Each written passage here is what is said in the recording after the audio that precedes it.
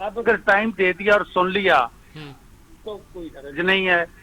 بات یہ بن گیا کہ کیا سننے کے بعد انہوں نے حکومت پر کوئی اثر انداز ہونے کی کوشش کی؟ نو.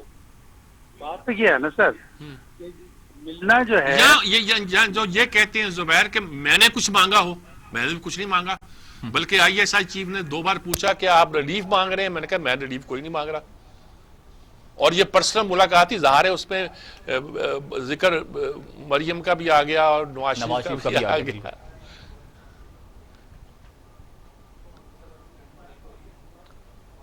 دوبارہ سوال کیجیے گا، آواز آپ کو نہیں پہنچی جی؟ ہیلو. Hello sir. جی جی ہاں جی اب آئیے آواز. جی جی جی سر، تو میں گزارش یہ کر رہا تھا سر کہ نہ ملتے تو بھی یہ الزام ہوتا کہ جی کہ ایک طرف ہو گئے ہیں یہ سب جانے والے بھی اور لے جانے وغیرہ وغیرہ وغیرہ. اب اگر مل لیا اس کے بعد دیکھنا یہ ہے کہ کیا اس کے اثرات کیا ہیں. کیا آرمی چیف نے کوئی نئی حامی بھری ہے؟ کیا کسی طرف اس نے جھکاؤ دکھایا ہے؟ اس نے کہیں جھکاؤ نہیں دکھایا. ان کا یہی تھا کہ جو عدالتوں کے معاملات ہیں وہ عدالتوں میں جائیں، باقی اسمبلی میں جائیں اور آرمی کو دور رکھیں. ان 3 باتوں سے کسی کو اختلاف ہو سکتا ہے کیا کہ نہیں ہو سکتا؟ اب لیٹس سی اس کو کوئی کون بریک کرتا ہے. ایک تو پہلی بات یہ ہوگی سر کہ اس کے بعد انہوں نے جو بیانات دیے وہ ایک بہت ہی ان ایکسپیکٹڈ قسم کے تھے. نہیں، وہ بیان تو ان کے لیڈر نے دیے ہیں نا، جنہوں ملا ہے بیچارہ وہ تو خاموش بیٹھا ہوا ہے. سر کوئی لیڈر کے بغیر نہیں ملا، ٹھیک ہے، اور ایک بار نہیں تو دوسری بار دوبارہ. یہ تو صرف آپ کا ہمارا ملنا نہیں ہے سر.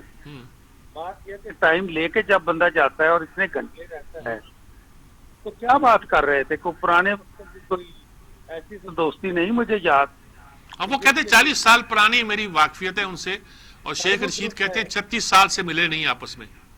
بالکل سر، لیکن 36 سال نہیں ملے تھے تو اب بھی کوئی اتنا ضروری نہیں تھا.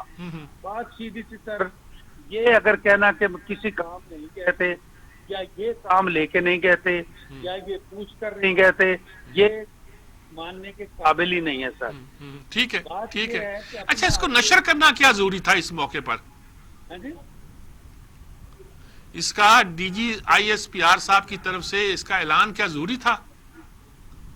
سر وہ اس لیے کر کے کہ جو یہ انہوں نے انکار جب کیا نا ادھر سے، اور یہ اب آ رہے تھے فرنٹ کی طرف سے اپنا آل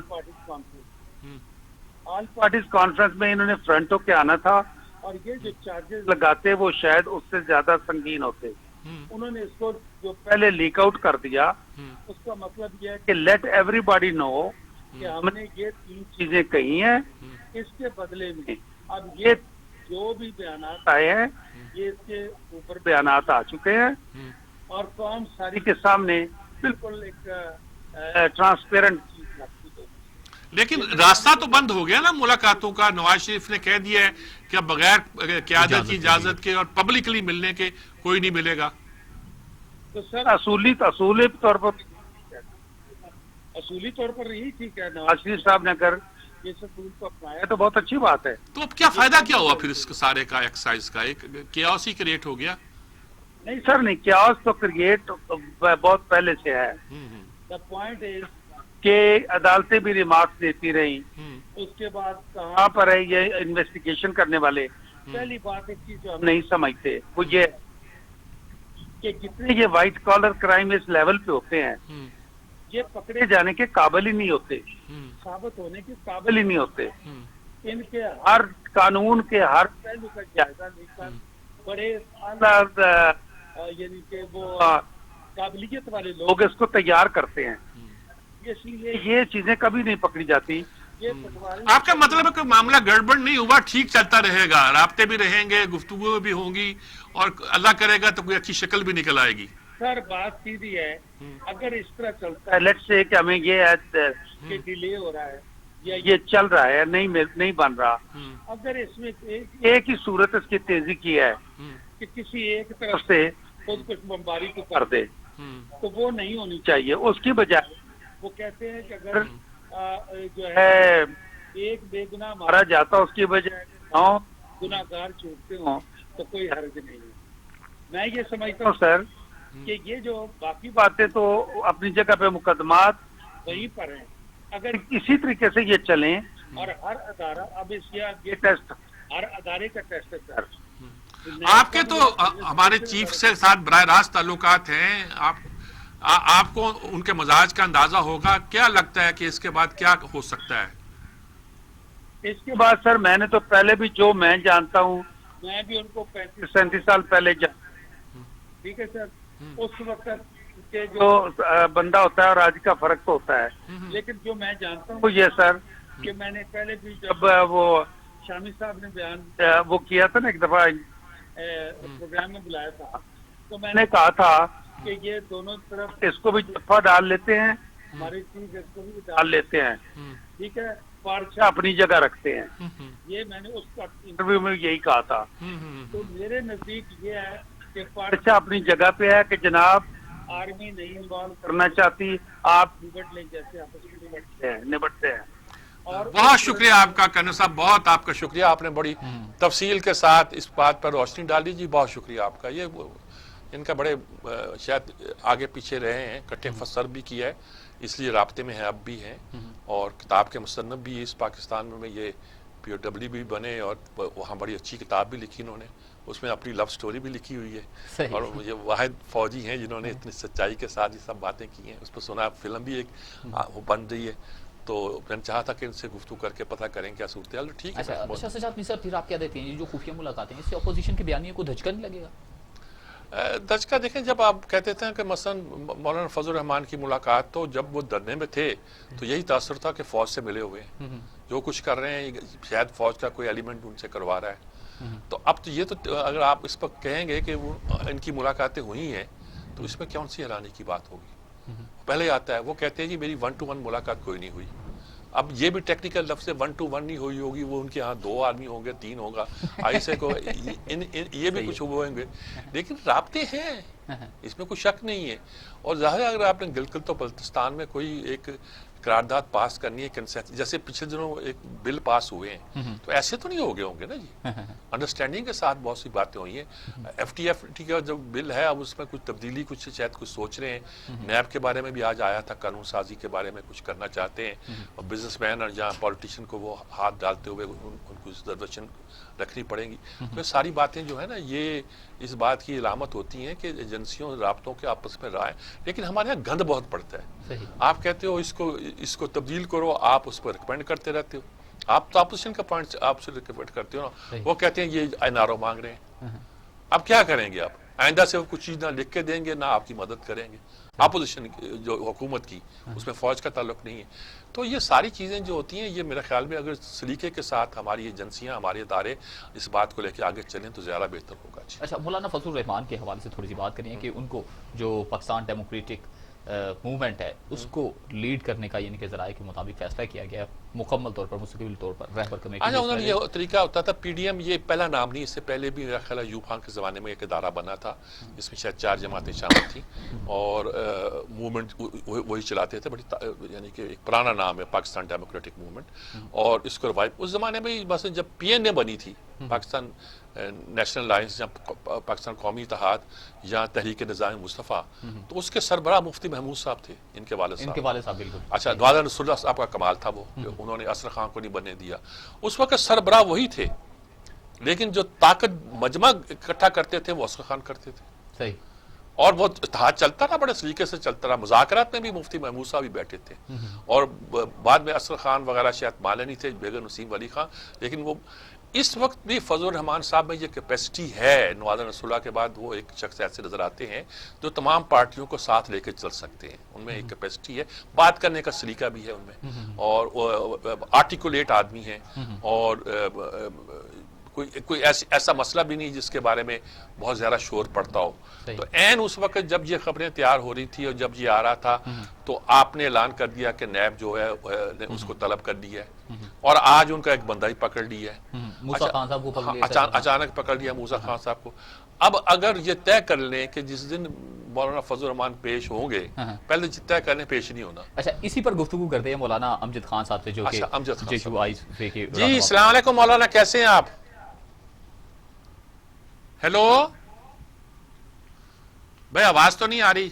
مولانا صاحب آواز آ رہی ہے آپ کو؟ رابطہ لگتا ہے منقطع ہو گیا جی، بات کرتے ہیں۔ تو یہ دیکھیں نا، اگر وہ اس وقت جیسے کہ کسی نے کہا تھا کہ 30 لاکھ لوگ لے آئیں گے، بھائی 30 لاکھ نہ ہوں گے، کم از کم اگر وہ 3 لاکھ بھی لوگ لے آتے ہیں اور ان کے لیے آسان ہے، پارا چنار میں انہوں نے مجمع اکٹھا کر دیا ہے، تو آپ ساری اس علاقے کی پولیٹکس کو تلبٹ کر دیں گے، بالکل، اور پھر آپ کو ان سے بات چیت بھی کرنی پڑے گی۔ یہ نہیں ہوگا کہ انہوں نے اچھا، یہ پیش خیمہ آپ کس کا دیکھ رہے ہیں؟ گرفتار کیا اس کے بعد مولانا کو بھی طلب کیا ہوا ہے؟ یہ مولانا کو جو طلب کیا وہی میں کہہ رہا ہوں کہ مولانا اکیلے کو طلب کرنے کا مطلب ان کو انڈر ایسٹیمیٹ کرنا۔ انڈر ایسٹیمیٹ کرنے کا مطلب یہ ہے کہ آپ نے طلب ہی پشاور۔ مولانا صاحب لائن پہ ہمارے ساتھ۔ جی خان صاحب، السلام علیکم مولانا، آواز آ رہی ہے آپ کو؟ جی ہلو جی، آواز آ رہی ہے؟ آواز تو مجھے آ رہی ہے، لیکن آپ نے کون سے مولانا صاحب کو فون کر دیا؟ مولانا امجد حسین صاحب ہیں؟ نہیں، آپ نے غلط نمبر ملا دیا۔ مولانا امجد خان صاحب کو ہم نمبر دوبارہ سے دیکھیے گا جی۔ اچھا، مولانا فضل الرحمان کے، ٹھیک ہے جی، ان کے ساتھی کو بھی گرفتار کر لیا ہے، سب کچھ دیکھ لیا۔ اب کیا مولانا کی سربراہی میں فائدہ کس کو ہوگا؟ نون کو ہوگا یا پیپلز پارٹی ہوگا، یا کوئی فائدہ بھی، یا بس اسی طرح؟ فائدہ تو دیکھیں اس پوری PDM کی موومنٹ کو ہوگا، اس میں جو بھی 11 پارٹیز۔ ہاں، فائدہ تو اپوزیشن کو ہوگا نا جی، اور یہ ہوگا کہ اگر آپ کہہ رہے ہیں متحدہ اپوزیشن کو، اگر آپ اس کا آغاز پہلے کرنا چاہتے ہیں، مولانا کے وارنٹ جاری، میں خیال تو یہی کہ وارنٹ واپس لے لیے جائیں گے، اور جس طرح وہ جاری کیے گئے اس طرح، لیکن وہ تھوڑا ایک ڈرانے کے لیے کام کیا گیا تھا کہ یہ کیا جا سکتا ہے۔ موسیٰ خان مولانا موسیٰ خان بہت ایکٹیو شخص ہیں، ان کے خلاف آپ نے کرنے کا مطلب یہ ہے کہ وہ بھی آپ نے ایک سوالیہ نشان پیدا کر دیا ہے کہ آپ سچ مچ ان کو چھیڑنا چاہتے ہیں، اور ان کو چھیڑنے کا مطلب اس بڑے سینسٹیو علاقے میں ایک ٹرمائل پیدا کرنے کی صورتحال ہے، اور جو مناسب نہیں ہے سیکورٹی کے پوائنٹ آف ویو سے کہ ایسا کیا جائے۔ ملک میں جمہوریت کے لیے تو ہے ہی ہے، لیکن سیکورٹی کے پوائنٹ آف ویو سے بھی ایسا نہیں ہے۔ سجاد صاحب، پھر یہ جو مولانا کی سربراہی میں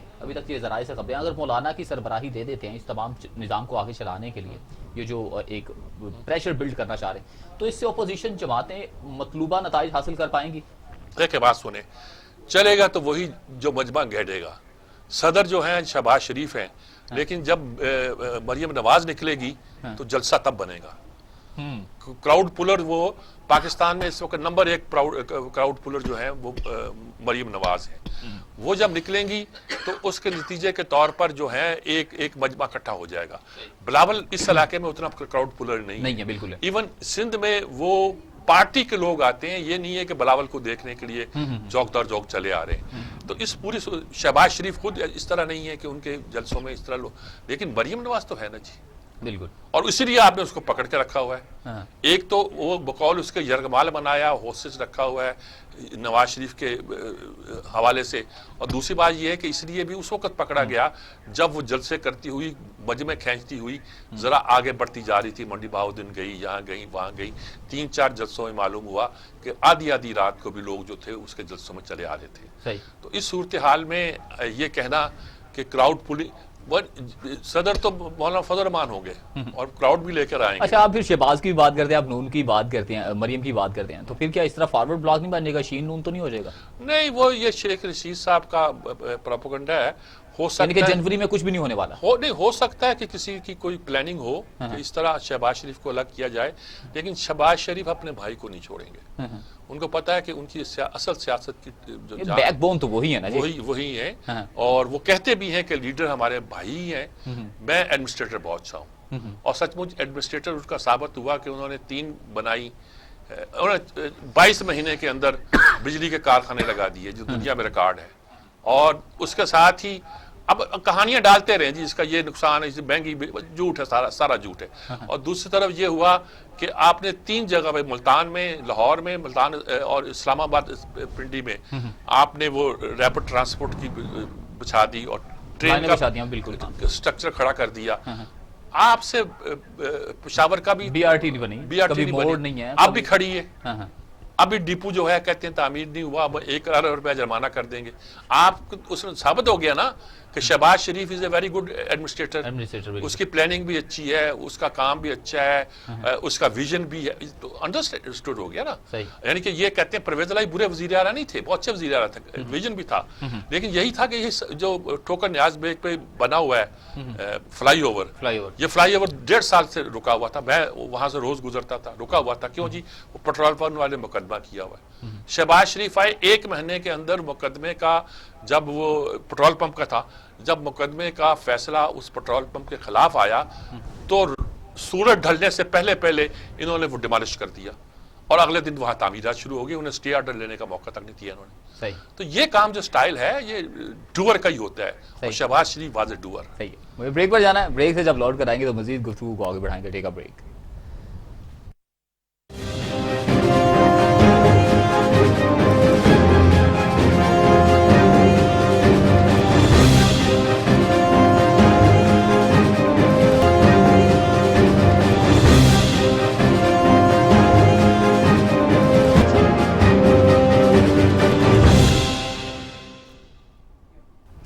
ویلکم بیک.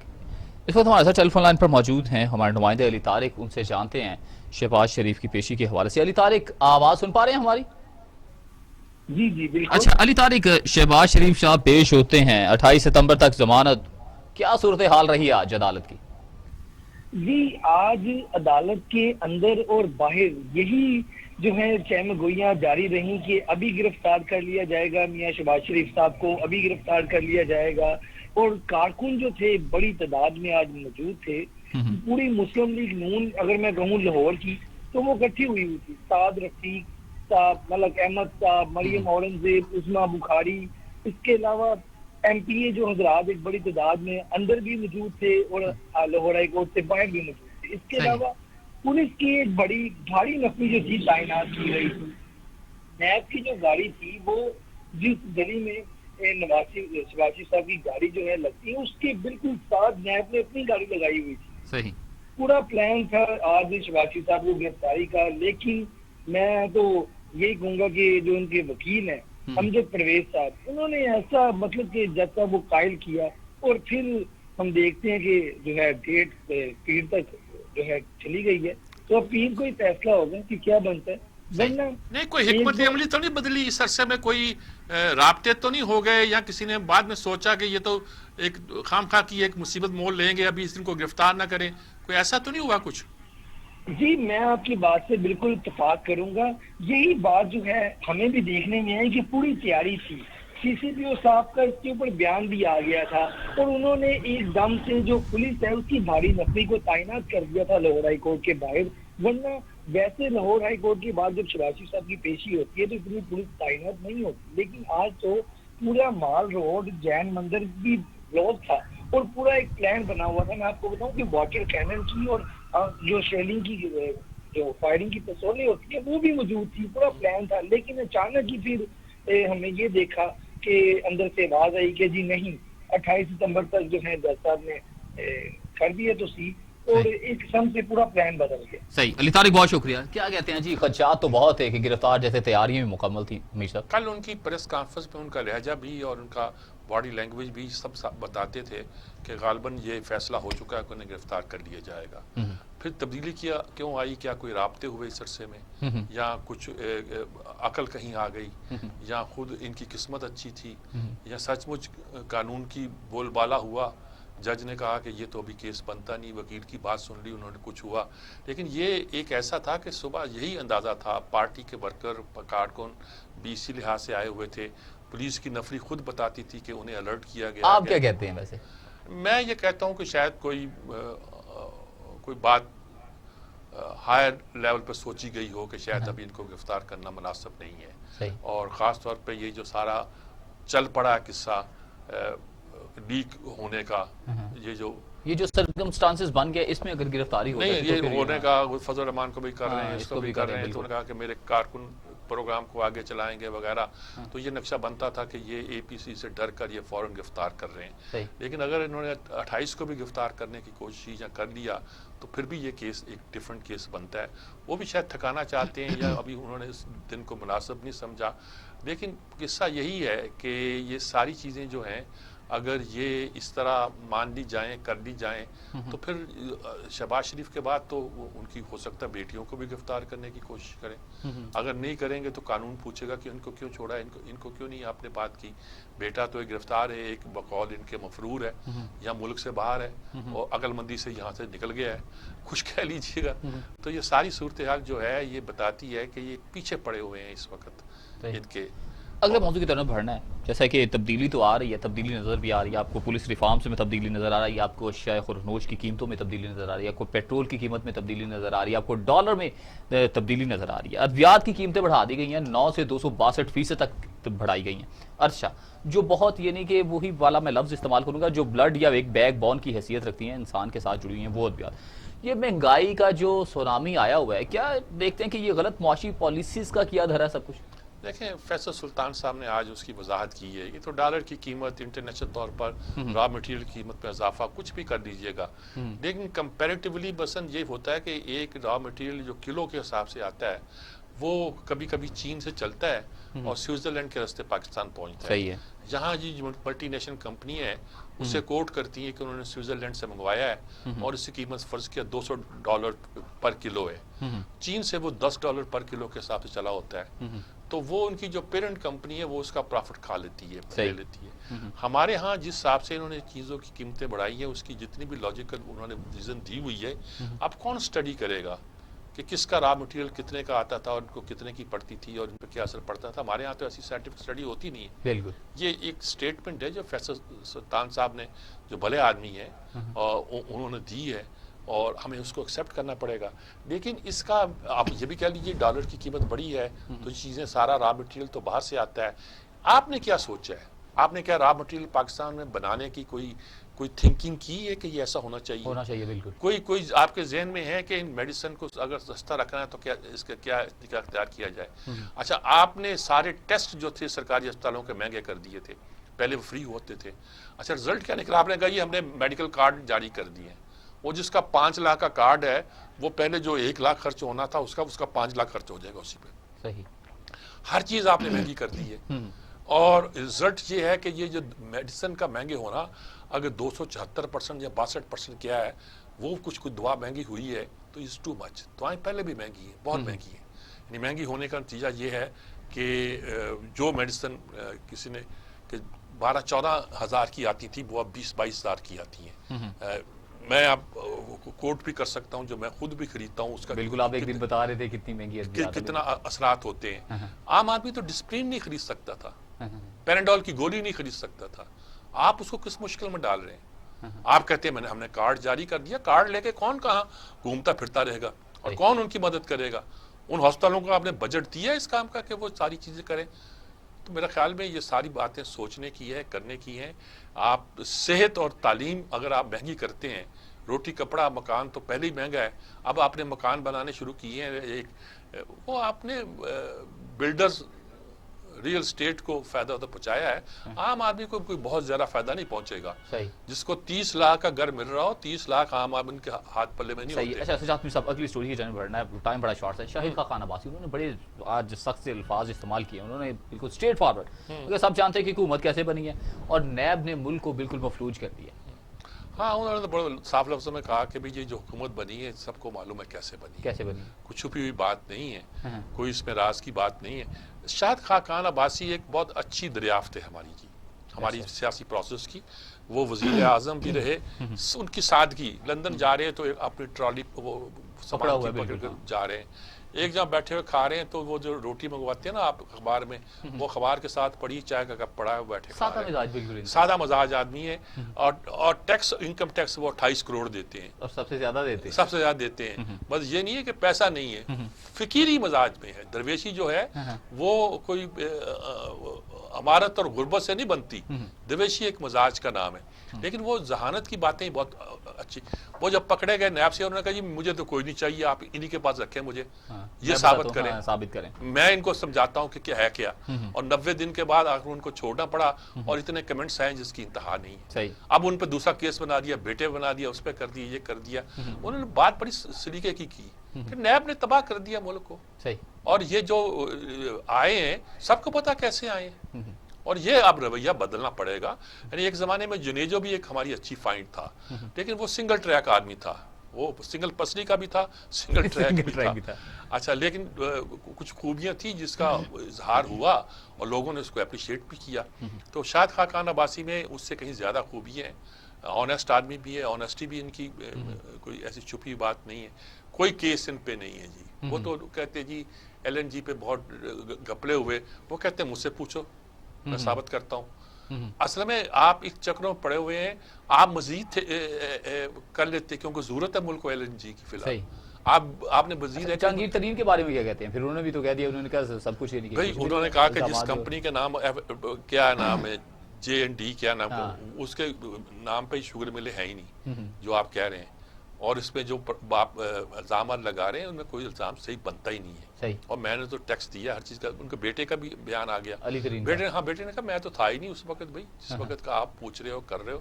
اور تیسری بات یہ مذائقہ خیز نہیں لگتی بات, مذائقہ خیز کوئی تک نہیں ہے, کوئی اس کی پس منظر نہیں ہے, کوئی بیک گراؤنڈ نہیں ہے. ہر آدمی کو آپ میں کہتا ہوں کہ جو شخص بھی کارپوریٹ سیکٹر میں ہوگا آج کل جو مقدمہ بنانا چاہیں بنا سکتے ہیں, اور آپ اس کو کرپشن کہہ سکتے ہیں. اور بھائی اس کے اپنی اخلاقیات ہے, یہ جو کارپوریٹ سیکٹر ہے اس کی اپنی اخلاقیات ہے.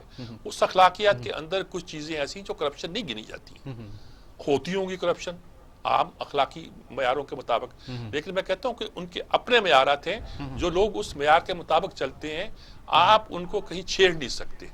اور کاروبار کے وہی طریقے ہیں, وہی وہ کہتا ہے نا ملک ریاض, کسی نے پوچھا, اس نے کہا کہ جی آپ نے کرنا ہے تو آپ بھی نوکری آپ بھی کاروبار کر کے دیکھ لیں. انہوں نے کہا یوں اگر نہ کیا جائے تو کوئی ایک کام نہیں ہوتا آپ کا, پیسہ لگانا پڑتا ہے. آپ نے کیا کبھی کاروبار, صاحب پوچھ لیتا ہے وہ. تو میرا خیال میں کچھ بات اگر سچ کچھ بولا جائے, ٹروتھ اینڈ ریکونسیلیشن کمیشن جو کہتے ہیں بنا ہی لیا جائے تو اچھا ہے. ہم ویسے تو جھوٹ سچ نہیں بولتے, ہو سکتا ہے کہ قرآن رکھ کے ہم کچھ لوگوں سے پوچھیں. اچھا, مجھے کچھ اور بھی باتیں کرنی تھی, کچھ اور بھی سٹوری سی آپ سے, یعنی کہ اس پہ پوائنٹ آف ویو لینا تھا, مگر ٹائم بڑا شارٹ ہے. کشمیر کے حوالے سے آپ سے پوائنٹ آف ویو لینا چاہوں گا میں. کشمیری بھارت سے جان چھڑوانے کے کر کے اس چینی حکومت کو قبول کرنے کے لیے تیار ہیں. یہ فاروق عبداللہ صاحب نے بیان دیا. فاروق عبداللہ صاحب نے بیان دیا اپنی طرف سے. انہوں نے یہ کہا کہ انڈیا کو ڈرایا کہ چین کی فوجیں بیٹھی ہوئی ہیں, تو چین کشمیر کے لوگ تو اس کو ویلکم کریں گے کہ آپ کی فوجوں کو شکست دو اور چین جیت جائے. اب انہوں نے پاکستان کے حوالے سے جو ظفر ہلالی صاحب ہمارے ساتھ ٹیلی فون لائن پر موجود ہیں. ٹھیک ہے, ظفر ہلالی صاحب ماشاءاللہ, میں تو ان کا ہمیشہ تعارف کرایا کرتا ہوں, سفیر ابن سفیر, ہمارے بڑے مہربان دوست ہیں, ان سے پوچھتے ہیں. السلام علیکم ظفر ہلالی صاحب. جی وعلیکم السلام ساجد صاحب. حضور والا یہ بتائیے, یہ فاروق عبداللہ نے کہا ہے کہ انڈیا کو پسند نہیں کرتے کشمیری, وہ چین کو قبول کر لیں گے. کیا اس کو کیسے آپ ہم اسیس کریں پاکستان میں بیٹھ کے؟ آپ کو شاید پتا ہوگا کہ مودی گورنمنٹ نے اب میرے خیال میں 1,10,00,000 لوگوں کو, ہندوؤں کو, اور زیادہ تر وہ جو ہندو بچے اور گنڈے ہیں ان کے پارٹی کے, ان کو اجازت دی ہے, ان کو انکریج کیا ہے, ان کو پیسے دیے ہیں کہ تم جاؤ اور کشمیر میں سیٹل کرو, تم جاؤ اور رجسٹر کرو کہ تم کشمیر ڈومیسائل, تم کشمیری ہو, تم کشمیر میں رہ رہے ہو. یہ ایک پہلا اسٹیپ ہے کہ مسلمانوں کی یہ پاپولیشن کی جو کمپوزیشن ہے وہ میجورٹی مسلم سے میجورٹی ہندو بنائے. تو ظاہر ہے اب تو یہ آدمی جو ہندوستان کا پٹھو تھا, ایجنٹ تھا, یہ آدمی جس کا باپ ہندوستان کو اپنے لوگوں کو چھوڑ کے ہندوستان کے ساتھ اس سے ساتھ دیا, اور پھر 11 سال جیل بھی کاٹا, یہ اب اس وقت اس سے آگے ہے کہ وہ کہتے ہیں کہ چین ہمیں بہتر ہے. بالکل صحیح کہہ رہا ہے آپ, مگر it's too late for him.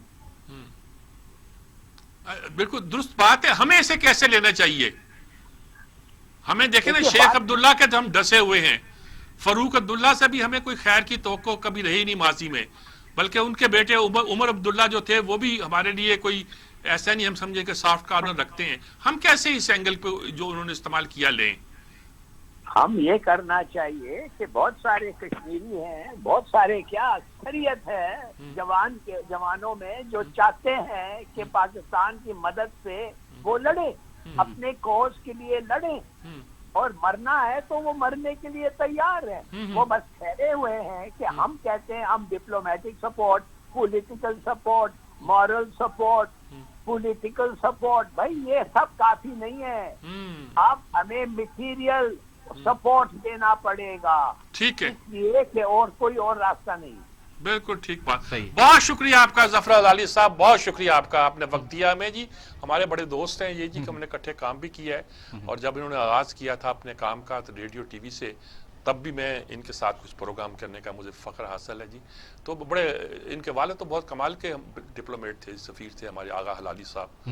آغا شاہی اور آغا حلالی دو یہ بہت فیمس ہمارے ڈپلومیٹ ہوئے ہیں. تو یہ آغا حلالی صاحب کے بیٹے ہیں, انہوں نے بڑی واضح اور صاف اور کھلی صاف طرح کی بات کی ہے. تو میرے خیال میں ہمیں بھی سمجھ لینا چاہیے کہ کشمیر کی کیا صورتحال ہے. کلوزنگ ریمارکس آپ سے لینا چاہوں گا. کلوزنگ ریمارکس کچھ نہیں ہے جی, ملک میں بڑا اپسیٹ ہو گیا ہے. یہ جو ساری جو ڈان لیکس تھی پہلے, اب اس کو پتہ نہیں میں کون سی لیکس کہوں, اس سے کیا سیاست پھیلے گی, کیا آئے گی. لیکن یہ ہے کہ کچھ ہل چل ہوئی ہے جی, بقول آپ کی تبدیلی آ رہی ہے, مہنگائی بھی آ رہی ہے, ہر چیز آ رہی ہے. دیکھیں کیا بنتا ہے. صحیح. سجاد میر صاحب بہت شکریہ آپ کا. اس کے ساتھ ہی پروگرام کا وقت اپنے اختتام کو پہنچا. اپنے میزبان جواد باقر کو دیجیے گا اجازت. اللہ حافظ.